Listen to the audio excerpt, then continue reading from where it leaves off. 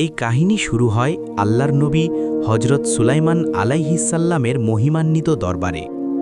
দরবার ছিল ন্যায়, হিকমত এবং আল্লাহর রহমতে ভরপুর। হঠাৎ সেখানে প্রবেশ করল এক জীর্ণশীর্ণ দরিদ্র ভিক্ষুক। দীর্ঘদিনের দারিদ্র্য তার শরীর আর মুখে স্পষ্ট হয়ে উঠেছিল। দরবারের সবাই নীরবে তাকিয়ে রইল তার দিকে। ঠিক তখনই মানুষের বেশে সেখানে উপস্থিত হলেন এক রহস্যময় ব্যক্তি।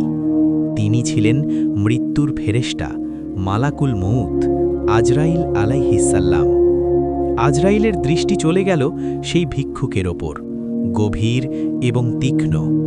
ভিক্ষুক বুঝতে পারল এই দৃষ্টি সাধারণ নয়, এটি তাকদীরের ইশারা।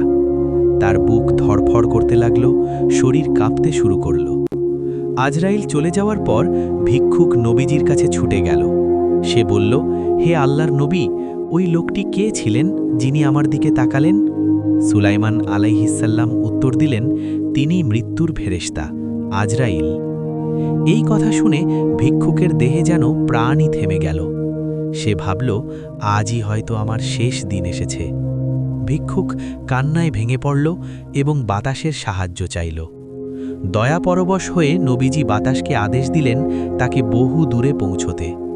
মুহূর্তেই শক্তিশালী বাতাস ছুটে চলল ভিক্ষুককে তুলে নিয়ে।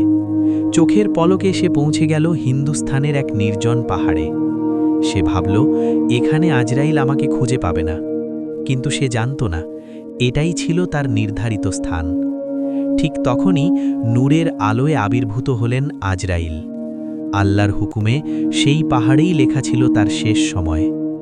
পালালেও তাকদীর পাল্টানো যায় না, মৃত্যু অনিবার্য। সর্বশেষ শিক্ষা, আল্লাহর সিদ্ধান্তই শেষ ফয়সালা, সে থেকে কেউ বাঁচতে পারবে না।